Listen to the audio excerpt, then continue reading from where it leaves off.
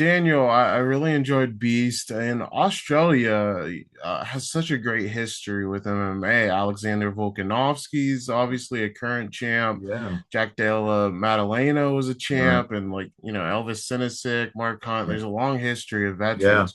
What was your interest before this film of just mixed martial arts in general? I was a fan. I was a big fan, but I'd never trained and I never partaken and I'd watched. I was working and living around the world, in the sort of 2000s and whatnot. So we came up the Conor McGregor sort of era of pre-pandemic UFC. Um, you go back to the worlds of if you really want to go back to the watching Kimbo Slice back in some of the really early days, back when you have to search on YouTube and stuff like that, or you know even some of Jorge's like really early background and stuff like that. But I didn't understand it until I started training it for Beast. And once I started training it and understanding the intricacies and the artistry and the levels of it, only then did I go back and realize how incredible GSP was, or how incredible some of those real pioneers of the sport were, and how the sport's evolved from very specific martial artists coming in and applying their trade and applying their specific martial art against others, to now the full roundedness of MMA as a sport and as a specific sport separate to other martial arts. Yeah, it's It's been so extraordinary. interesting seeing it Yeah, expand and people yeah. become so well rounded, and because fighters really master everything: wrestling, Mm, jiu-jitsu, boxing, Muay Thai. mm. This was a tremendous commitment for you to undertake. What made you want to put years into work for this one role? Obviously, martial arts is a reward in and of itself, but can you speak to that 100%. dedication you shared here? Yeah. Um, Look, I loved the script when I first got it, which was way back in 2022. Not only was it a man fighting for victory in a cage, it was a man fighting for identity. It was a man fighting for purpose. It was also a man fighting for his family and for his children and for his wife, and all of that resonated with me. Got a great moral core, a great kind of traditional masculinity about him, which I loved. And then it's not every day that Russell Crowe turns around and says, "Hey, man, I'm going to back you into the lead in a fight film, and we're going to go and make this thing." I mean, I started training the next day, and I'll go back to 2022.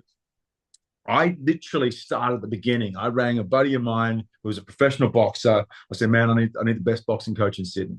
And he sent me to Graham Shaw. I said, "Graham, I'm making this movie." And he looked at me. He was like, "You're going to play a fighter?" I was like, "Yeah, yeah."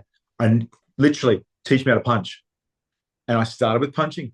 It was as simple as that. And then I went to jiu-jitsu, and then I went to Muay Thai, and then I went to Thailand, and then I started putting all those together. So it was the tiny, like really specific building blocks, and then finally putting it all together. But it took me, thankfully, as the movie and Russell's availability and all this sort of thing, and the finance and everything took on again, off again over the course of 3 years. I ended up training for over 3 years to get to where we got. And it's a great blessing that we did, because I wouldn't have been able to pull off a character and a role and a performance like this, and I wouldn't have been able to pull off the intensity and technical aspect of the MMA that we're really proud of.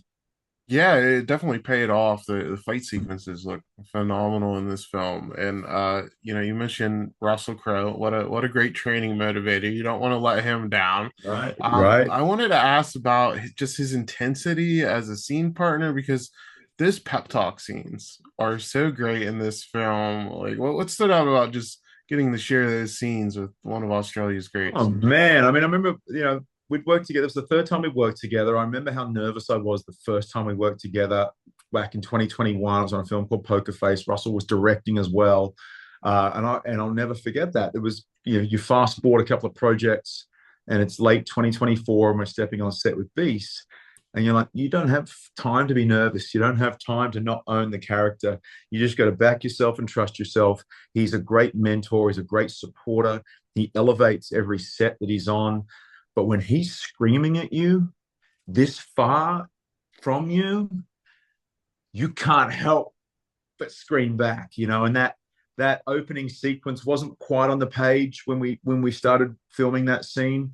And on about the third take, he kind of let rip, and then I let rip, and the director went, "That's it." And we were like, "Great, give us one more." And so the fourth take of that scene is the one that's in the film that gives everybody goosebumps when they see it, and neck veins popping and spit and snot, and everybody wants to go to war after the first 4 minutes of this movie.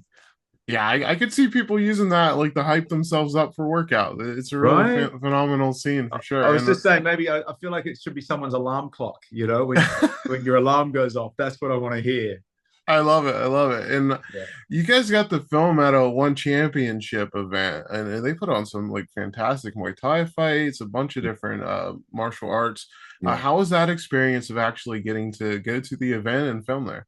Absolutely extraordinary. One championship we thought was a wonderful partner. Not only do we get to take the film up to Southeast Asia, to Bangkok and Thailand, uh, great kind of cityscape, just adds so much texture and color and character to the third act of this film, but also that one championship particularly just have a real respect for the warrior ethos. There's a real spirituality that comes in their in all that sort of Southeast Asian fighting, that we really wanted to.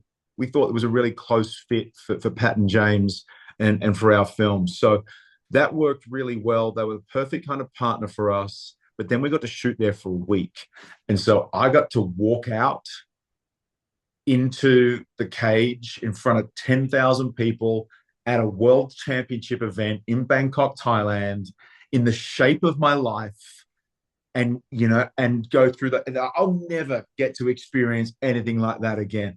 And they're like, "What do you want your walkout song to be?" So I chose Wake Up by Rage Against the Machine. And I'll never forget stepping up, and the lights come up and 10,000 people start screaming. And I don't know why. It's just, I still get goosebumps thinking about it, but it was so incredible to experience. It adds so much, not only authenticity, but it adds so much energy to the final fight. And particularly with that real cultural passion that the Thai people have for Muay Thai in particular, but for MMA and martial arts. It just added something so special that I don't think we'd seen on screen before. That's such a cool story. I mean, you hear about fighters, they struggle to retire because they miss that walk. And I feel like you understand that now fully. I watch. I've got the behind the scenes of that walk on my phone, and every now and again I see it. I'm like, it's pretty special. I got to do some cool stuff in my career, but that was pretty special. That's so cool. My last question for you, like so many of your country's great actors, you went through the Australian show Neighbours, which is a Mm, soap. And I've noticed that a lot of people that come through soaps just have this incredible work ethic. And I feel like that comes from, doing an episode every day. Can you speak to just how that role early on kind of shaped you into the yeah. actor you are today? No, you're exactly right. So Neighbours and Home and Away were the two soap operas that exist in Australia, and to be fair, they probably exist in a way that in the UK, a lot of actors will go out of high school and go to drama school, and here in probably the US as well. We had, going back historically, we had less access probably to drama school, and we only had probably, there was a main one nighter in Sydney, and there was a West Australian Whopper over there. So one of the easiest paths for a lot of young actors was just to go straight into the soaps. And what it teaches you is preparation, because you might be shooting 15 scenes a day. It teaches you punctuality, because if you're not there on time, you get yelled at, and it's a high turnover machine. It teaches you to deal with the press and publicity, which goes hand in hand with a career in front of the camera. And you deal with the pressure. You deal with the pressure of having to perform every day, 5 days a week, churning out five episodes a week of high turnover TV. So it's a great training ground. It's a great introduction to the industry for so many actors. And you walk down the hallways of those studios, and you see all the faces that have come through there. It's extraordinary. Yeah. Yeah, it's really cool to see all the talent that have come out of that show. Yeah. Daniel, thank you so much for your time. Congrats on Beast, man. This is a really cool Thank performance by thank you, you. and all that work paid off. So congrats Thank to you you. very much. I appreciate it very much.